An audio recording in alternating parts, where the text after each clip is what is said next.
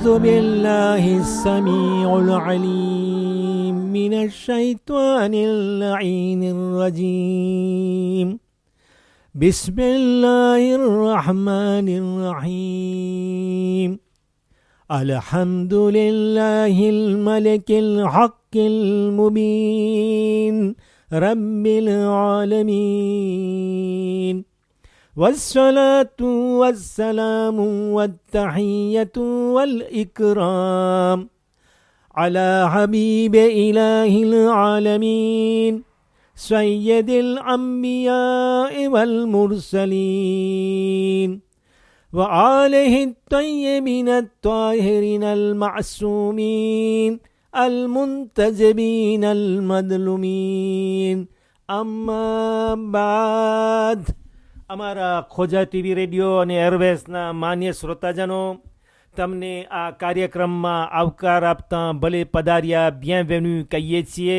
આ કાર્યક્રમ ખોજા TV radio, રેવિનિયન ટાપુ અને સૈન્દોની પાટનગરથી પ્રસારિત થઈ રહ્યો છે.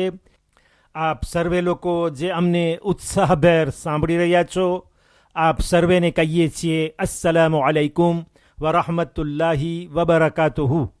આપણે તરત જ મસાઇલની અંદર આવી જઈએ, કારણ કે કાર્યક્રમ એ છે, પ્રોગ્રામ મસાઇલના બારામાં જ છે. તમારી સામે હું 1441 નંબરનો મસઅલો લઈને આવ્યો છું.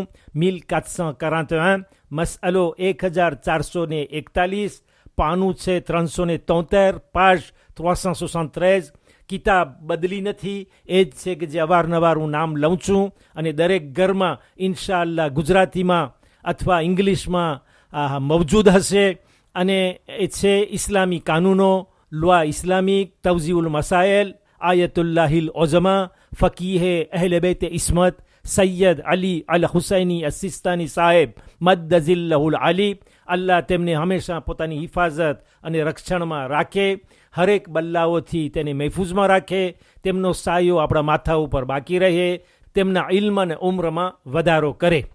આગા સાહેબ ફરમાવે છે કે મામૂમ માટે જરૂરી છે, મામૂમ માટે જરૂરી છે કે ઇમામની આગળ ન ઊભો રહે.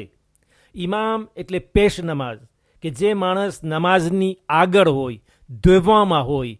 ઇમામ કે જેને કહેવાય રસ્તો બતાડનાર, માર્ગદર્શક. તો માર્ગદર્શક આગળ હોય અને પાછળ ચાલવાવાળા માણસો હોય. તો ઇમામની પાછળ હોય તેને મામૂમ કહેવાય છે, આગળ હોય તે પેશ નમાઝ અથવા ઇમામ. તો મામૂમ કેવી રીતે ઇમામની આગળ જઈ શકે? તો આગળ સમજાવે છે કે મામૂમ માટે જરૂરી છે, એના માટે જરૂરી છે કે ઇમામની આગળ ન ઊભો રહે. મામૂમ માટે જરૂરી છે કે ઇમામની આગળ ન ઊભો રહે, એટલે ઇમામની આગળ ન થઈ જાય. પછી આગળ વધુમાં કહે છે કે બલકે આહવતે વાજિબ છે. આહવતે વાજિબ છે કે પાર પ્રેકોશિયોન ઓબ્લિગાtoire, એટલે આગાની નજરમાં એ વાજિબ છે, એ ઓબ્લિગાtoire છે, પણ પ્રેકોશિયોન આહવતનો શબ્દ લગાવ્યો છે.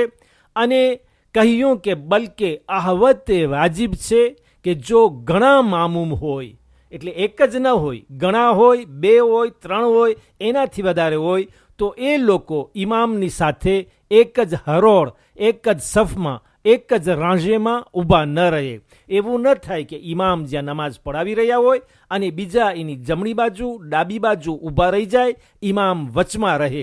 નહીં, એક હાર, એક લાઈન, એક રાંઝે અને એક સફ ન હોવી જોઈએ. ઇમામ હંમેશા આગળ હોય અને નમાઝ પઢવાવાળા જેની સાથે હોય, મામૂમ જેને કહેવામાં આવે છે, એ પાછળ ઊભા રહે. પણ જો એક જ પુરુષ મામૂમ હોય, હવે ઘણા નથી, પહેલે આગાએ કહ્યું કે ઘણા મામૂમ હોય, એની પાછળ ઘણા નમાઝ પઢવાવાળા હોય, એટલે 2 થી વધારે હોય. પણ હવે જો એક જ પુરુષ હોય, એક જ મર્દ હોય, ઓરતની વાત નથી, એક જ મર્દ છે, એક જ પુરુષ છે, એક જણ છે કે જે મામૂમ છે, તો આગા કહે છે કે પણ જો એક જ પુરુષ મામૂમ હોય અને એ ઇમામની હારમાં ઊભો રહી જાય તો વાંધો નથી. એટલે ઇમામની આગળ તો મામૂમ જઈ શકતો જ નથી, પણ ઘણા હોય તો પાછળ રહે. પણ એક જ હોય તો કેમ કરે? તો આગા ફરમાવે છે કે એ ઇમામની બાજુમાં, પેશ નમાઝની બાજુમાં ઊભો રહી જાય અને એની હારમાં, એની રાંઝેમાં, એની સફમાં નમાઝ પડે.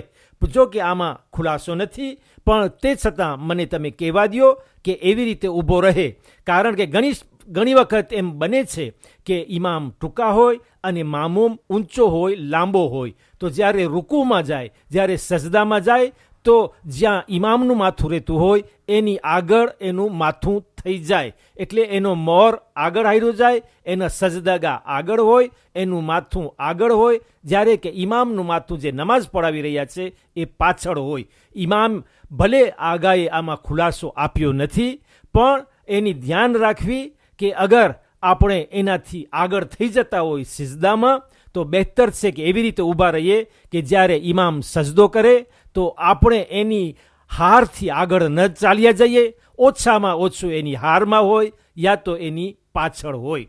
ફરી એ મસાઇલ એક વખત વાંચું છું કે જેથી એનો ખુલાસો સામે આવી જાય. મામૂમ માટે જરૂરી છે કે ઇમામની આગળ ન ઊભો રહે, બલકે આહવત વાજિબ છે par précaution obligatoire કે જો ઘણા મામૂમ હોય, એટલે 2 થી વધારે હોય, તો એ લોકો ઇમામની સાથે એક જ હરોળ સફમાં, એક જ રાંજે, એક જ લાઇનમાં ઊભા ન રહે.